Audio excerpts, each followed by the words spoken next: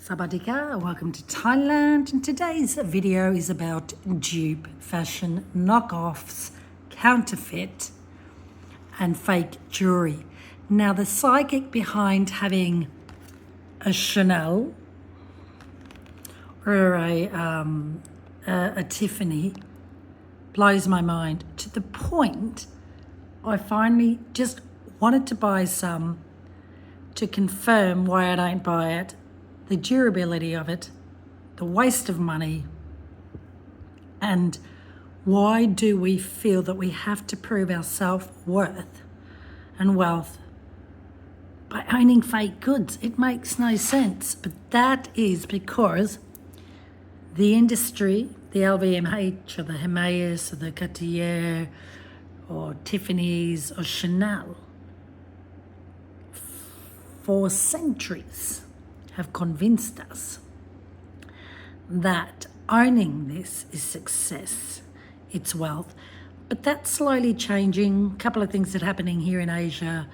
China has now put in a law you can't go flaunting your Chanel, your Dior, your Louis Vuitton bag, right? Things with big logos, they've cracked down on it.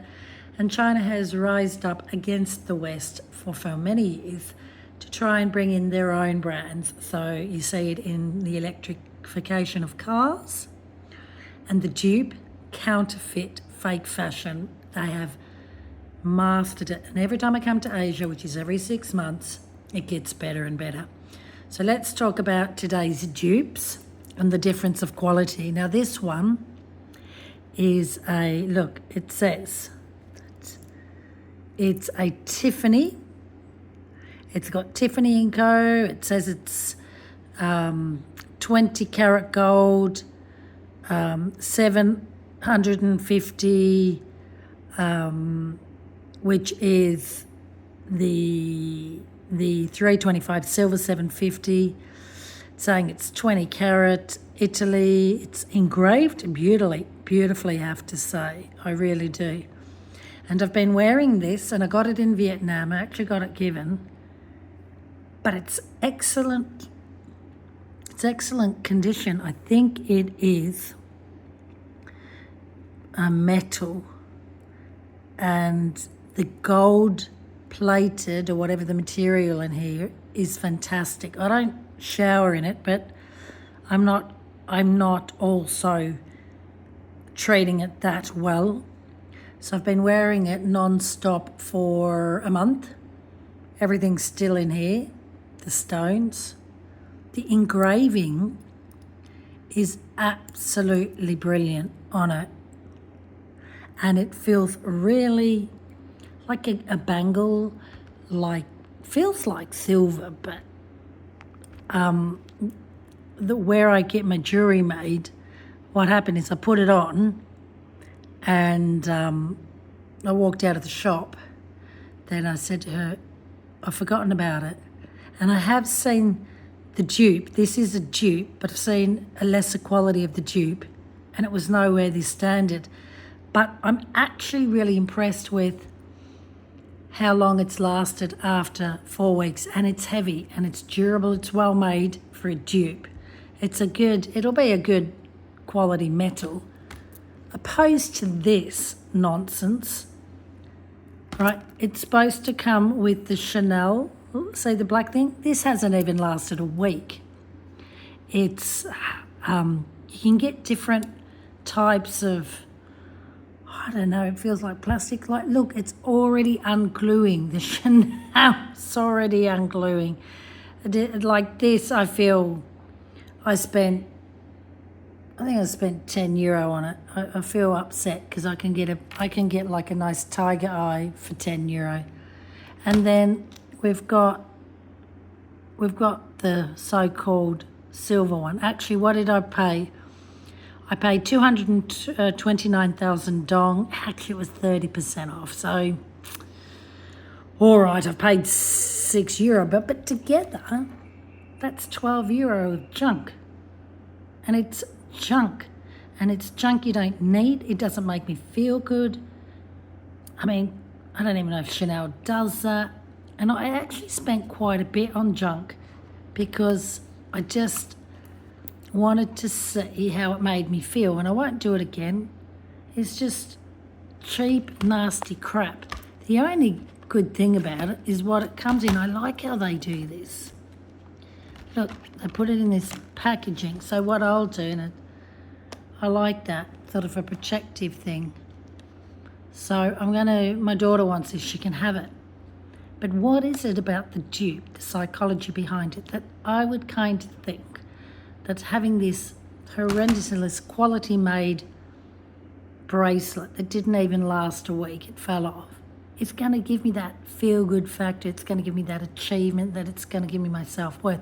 In fact, all it did was say, you cheap poverty mindset opulence, and you just supported a dupe industry.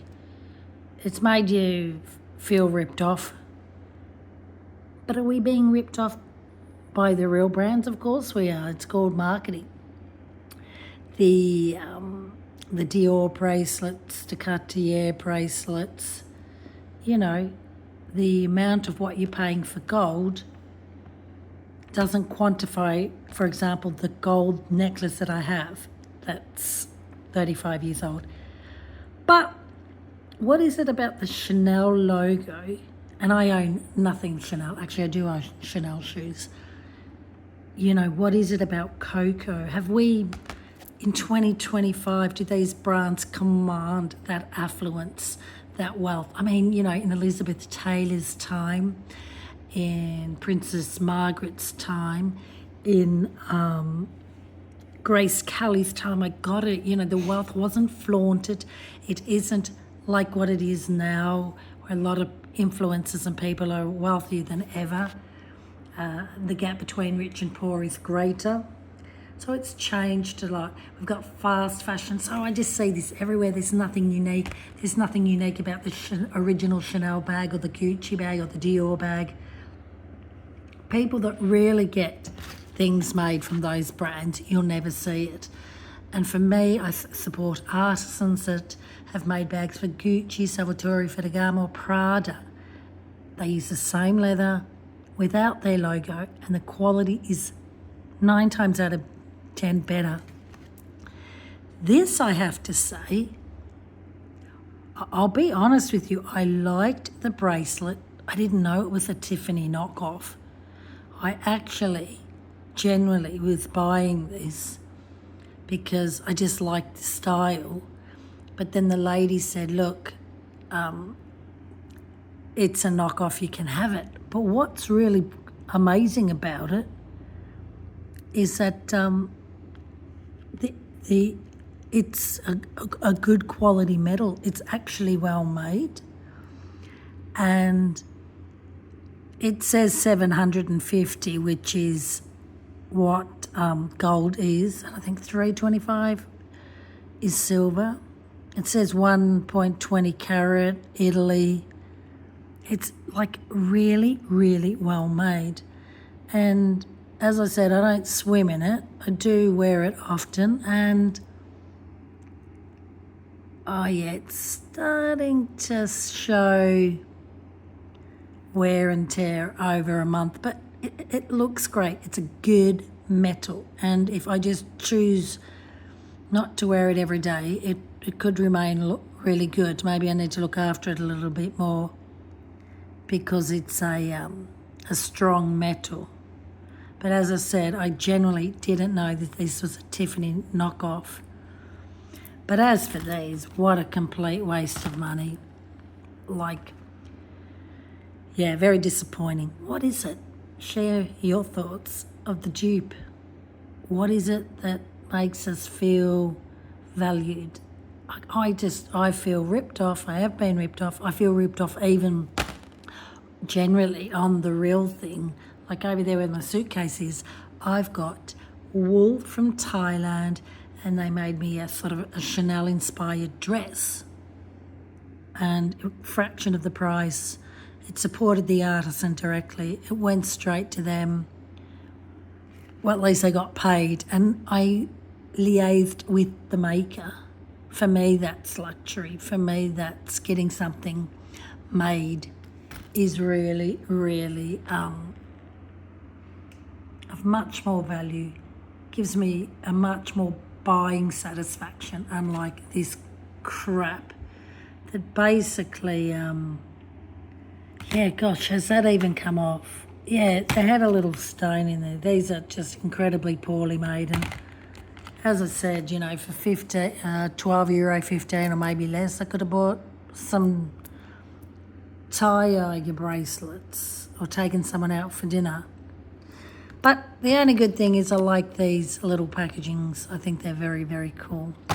So that's my take on the dupe fashion. Check out more on my YouTube regarding me showing the dupe bags. Again, the counterfeit industry's worth into the billions now. And are we being ripped off even with the genuine luxury brands? 100%. I'm going to show you the dupe Chanel eyewear that I bought that reminds me of the real Gucci quality. In fact, the dupe looks better than the real Gucci quality. And when I return to Europe, I'm actually going to take them into Gucci and say, sorry, but this isn't good enough. Let's see what they say. All those high-end luxury brands, they make it very, very difficult for you to return, refund, fix. It's a nightmare. So find a brand that you love. Go vintagestyleclothing.com.